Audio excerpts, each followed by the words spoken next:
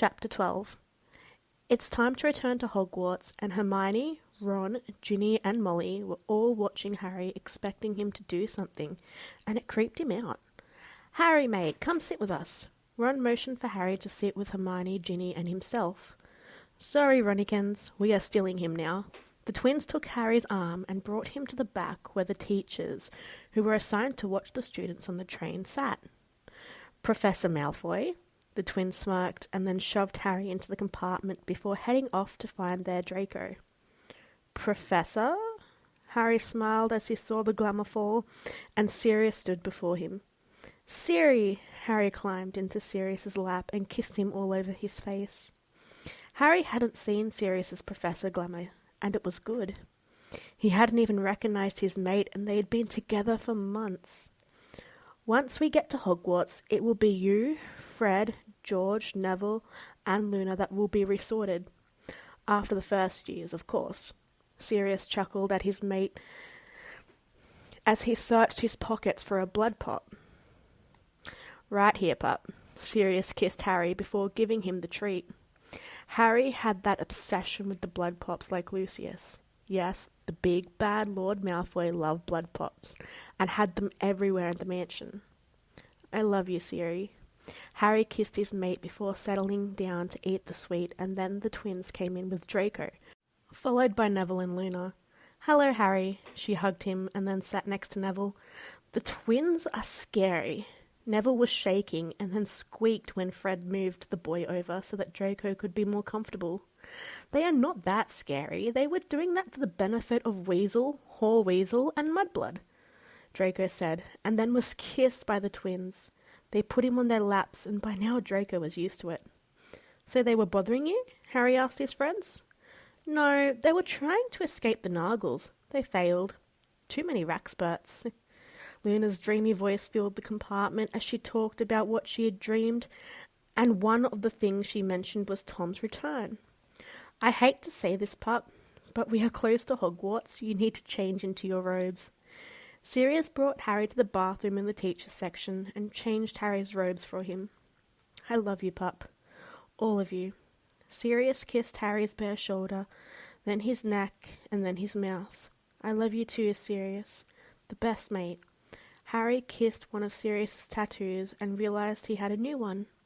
It was a Grim, a black kitten, and a black and red snake. Harry realized that it was the symbol of the mates by their animal form. "Siri." Harry was starting to cry. His mate was truly amazing, and he loved him so much. "I love you, and Tom more than life, pup. Don't forget that." Sirius kissed Harry, and they went back to their compartment and followed Draco off the train. "So, we are going to our tables, and then we will be called by the Sorting Hat," Luna told them. As a seer, she knew. No one else knew how she knew, but she didn't want Dumbledore to know. Years ago, when Pandora Lovegood, Luna's mum, was at Hogwarts, someone found out she had the blood of a seer, and when she refused to help Dumbledore, he passed a law that made all seers sterile. Pandora had been in the Order and pregnant with Luna when it was passed, but she was still refused to help Dumbledore, and so he messed with one of her spells and killed her, right in front of Luna. They all walked to their tables. Fred and George sat with Harry between them. Seamus Finnegan, Dean Thomas, and Neville Longbottom made sure that Ron, Hermione, and Ginny couldn't sit with them. After the first years were sorted, the hat moved again. "Years ago, I made a mistake and sorted some children into the wrong house," the hat called out over the students' voices, and Dolores Umbridge looked like Christmas had come early for her. "Fred Weasley," the hat called out, and Fred stood up and went to the front of the room. "Slytherin." "George Weasley." "Slytherin." "Neville Longbottom."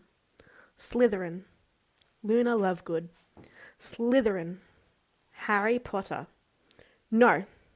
I forbid you to resort Harry Potter. He belongs in Gryffindor." Dumbledore shouted at the hat, and Umbridge was shocked. It was the first time the headmaster had yelled during a sorting. "You have no say, Albus. The ministry sent me here to make sure that this school year goes smoothly, and that includes this sorting." Dolores smiled and placed her hand out. "It is all right, dear. Come on up." Harry smiled at her and sat on the stool. "So, we meet again, Mr. Potter. Do you wish to be in your true house with your friends?" "Yes, please." "Good. Now Miss Lovegood is a true friend to you. Keep her safe from Dumbledore. A sweet girl like her deserves to be a mother." The Hat knew what Dumbledore had done, and it pained him. "Slytherin!" the Hat shouted, and then Harry sat down next to Draco, who didn't have the twins sitting next to him. "You filthy traitor!" Ron shouted from the Gryffindor table. "Harry, baby, come back to us. You know you're a Gryffindor, not a slimy Slytherin." Ginny was faking tears, and Harry knew it. "Sorry, but the Hat placed me here, and I have the twins." Harry was really good at acting, and even Draco thought that he was scared to be in Slytherin. Severus knew differently. He had James's tell. Harry was playing with the ends of the sleeves on his robes. "The feast will begin now. There will be no changing the Hat's decision," Dolores said, and sat down next to Sirius, who looked like Lucius, but with shorter hair and grey eyes. "Welcome our new Defense Against the Dark Arts professor, Professor Alastor Moody, and our new History of Magic's professor, Professor Canopius Malfoy." Dumbledore clapped like everyone else and then introduced Dolores Umbridge as a Ministry employee who was going to have their job explained another night. And he sent everyone to bed. Harry followed Draco, and so did the twins, and Neville and Luna. They made it in time for Luna to run face first into the chest of none other than Pansy Parkinson. "I am so sorry." Luna was apologizing when Pansy smiled. "It's okay. You can run into me like this anytime." She kissed Luna on the lips and all but dragged the stunned girl to the couch. "Blaze, can you come in here and stop acting like a motherfucking baby?" Pansy had a tendency to speak her mind, and sometimes that got her in trouble with her parents and her teachers, and scared away any suitors who were all male, and Pansy knew that the balls were in the wrong place. She likes girls. Neville Longbottom, right? Blaze was blushing. He had always had a crush on the Gryffindor, and now that he was in Slytherin House, maybe he could ask the boy out. "Yeah, and I am guessing that you are Blaze and Beanie." Neville was a total dom, and most wouldn't believe it, but he was. Severus made a dramatic entrance into the common room, and some first years were terrified of the potions master. "Welcome to Slytherin. We are the house that is looked down upon, so when we are out of the common room, we are a united front. No one is to fight another Slytherin where others can see it. You are to be with someone from our house at all times, and if you break a rule, you better pray that it is me that finds you. Your prefects and head boy and girl will explain it more in detail. Potter, Weasleys, Lovegood, Longbottom, Zabini, Parkinson, Malfoy, follow me." Severus led them to his office. "Mr. Potter," Severus said, and then when the doors were closed, he was hugged by the boy. Over the summer, Severus found he had many blocks and memory charms on him. He had remembered that James was his husband, along with Lucius, and that Harry was their son. "Dad, I am fine. All is good." Harry giggled and then hugged his dad back. "You will sleep in a dorm with the Mutt, and the twins and Draco will share. Now, Miss Parkinson, I want you to watch over Luna. Zabini, watch over Mr. Longbottom." The only reason that Severus knew Luna's name is because Harry had a picture of Luna when they went to a Muggle photo booth in an arcade in London. "Very well, you are all dismissed." Severus hugged his son one more time and then kicked them out of his office.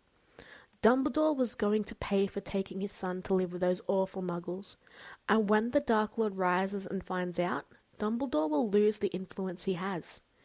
"Enjoy the power now, old man. It won't last," Severus said to himself, and then went to his room where his husband was waiting for him.